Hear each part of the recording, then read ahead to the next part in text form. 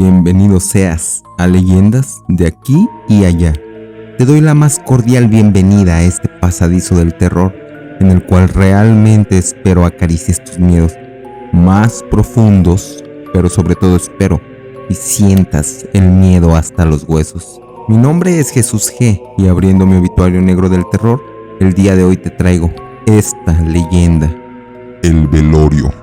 Antes que nada, gracias por este relato que nos cuenta y nos hace llegar Eduardo Jiménez. Artemio era un señor que le había ido bastante bien dedicándose a la política, pues su padre había sido un político prominente de un partido político mexicano, el cual ha sido señalado por bastantes prácticas sucias y viles durante decenas de años.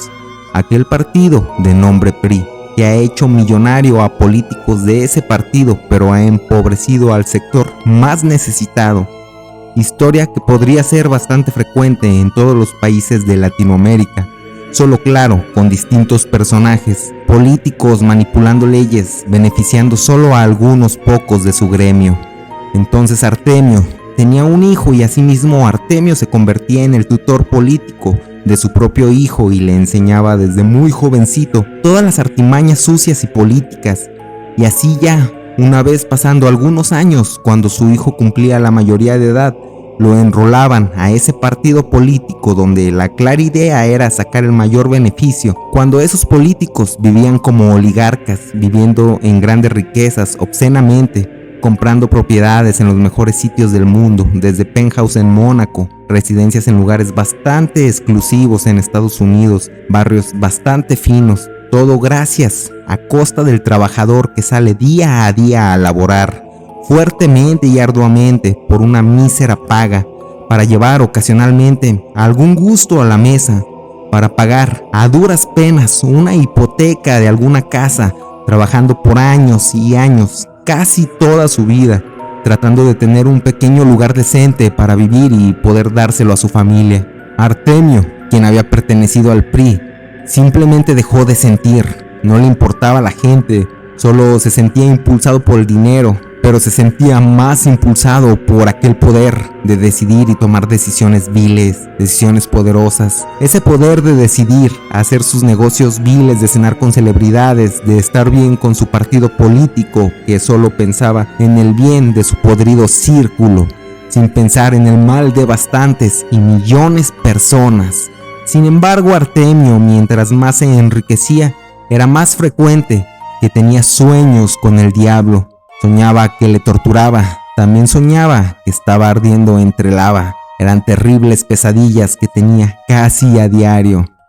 El hijo de Artemio, el primogénito de nombre Santiago, quien desde muy pequeño tuvo la vida de ensueño, pues viajaba a sus grandes y ostentosas residencias en Europa, Estados Unidos, Argentina, Colombia, pero sobre todo en México. Simplemente desde muy joven, con una tarjeta de crédito que no tenía ningún límite, acudiendo a las mejores escuelas de paga sin siquiera saber lo complicado que a cualquier persona le cuesta llegar a fin de mes.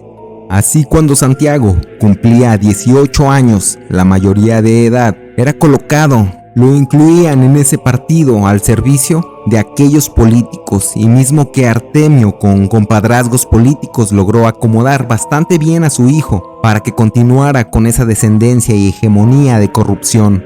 Aquel junior, Santiago, ya a sus 22 años, se encontraba ya con un puesto político privilegiado, pues a esa corta edad ya era presidente de obras públicas en una ciudad. Pero lo más lamentable era que había muchísimas personas mucho más capacitadas que aquel joven.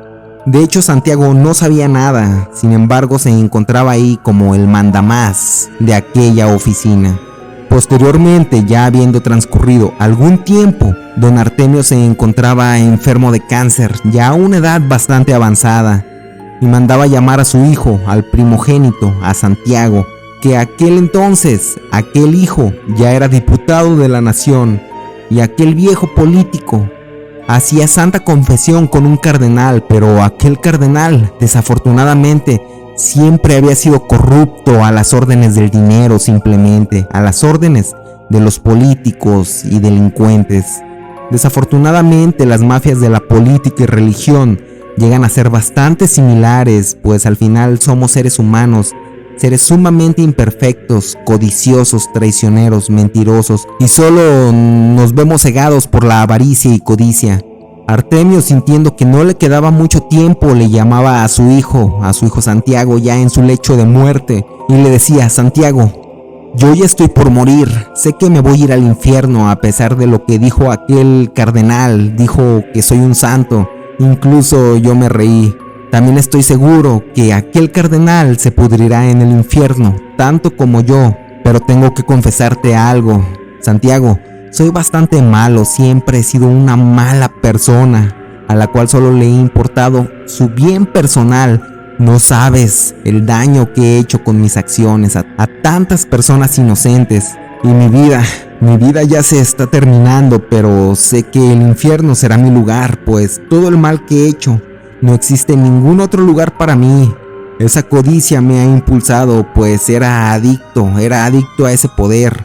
Pero tú, Santiago, trata de que esta efímera vida, que pasa como si fuera un sueño, de no vivirla como yo lo hice. Recapacita, te lo digo yo en mi lecho de muerte.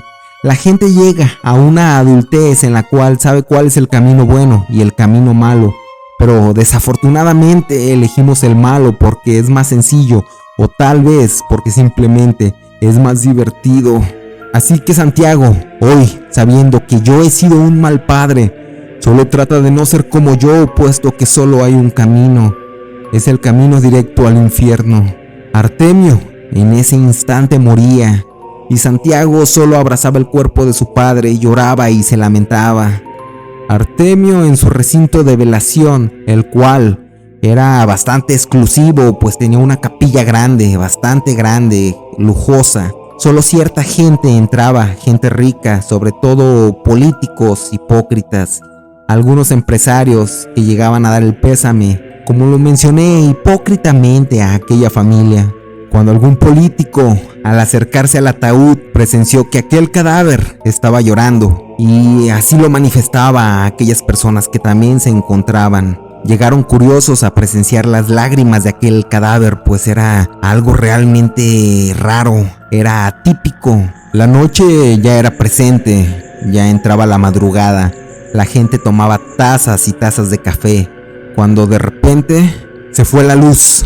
Tal vez habrá sido por solo un par de minutos. La viuda, solo bastante enojada, acudía a la administración para ver qué estaba ocurriendo en aquel recinto fúnebre, el cual era iluminado solo por algunas opacas velas, cuando en esa obscuridad solo se rompía ese silencio inminente y se escuchaba un grito proveniente de aquel ataúd, y era la voz de Artemio sin duda alguna, y decía: Satanás está aquí.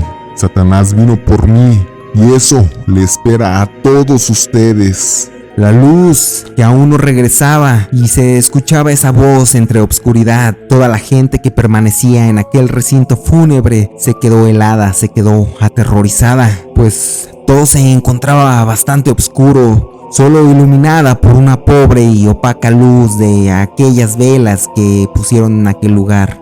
Posteriormente, la luz eléctrica, después de aquellas tétricas palabras, regresó y los focos volvían a iluminar aquel lugar. Cuando la luz regresaba, aquel cadáver se encontraba ya rasguñado del rostro, las manos tensas, como si él mismo se hubiera hecho esos rasguños, con una expresión de miedo y terror, aquel terror que aquejaba a aquel cadáver. Posteriormente, algunas señoras, impulsadas por la esposa de Artemio, habrán hecho algún rosario. Sin embargo, la gente ya tenía bastante miedo y poco a poco se fueron despidiendo y fueron abandonando aquel funeral, pues aquella gente que había ido ya se encontraba bastante asustada. Y a las 3 de la mañana, habrá sido un poco antes, aquel sitio, en esa capilla, se encontraba totalmente sola, solo con los hijos de Artemio y la esposa. La reciente viuda, quien lloraba sufriendo, sabía que el diablo había ido por el alma de Artemio, sin duda alguna. Había sido bastante claro, pues no existía otra explicación posible para aquel suceso tan siniestro que había ocurrido esa noche.